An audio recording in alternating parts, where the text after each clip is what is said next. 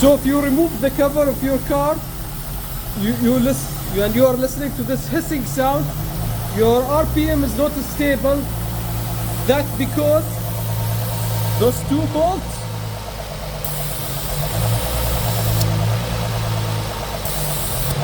you need to close this. See?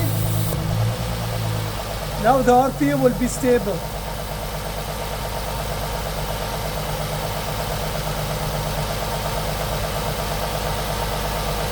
Why, Nissan? Why? Once the hole is open, the RPM goes like crazy on idle. And I thought I have a problem with one of my intakes, like a leak or something. Then I found out that this has to be closed.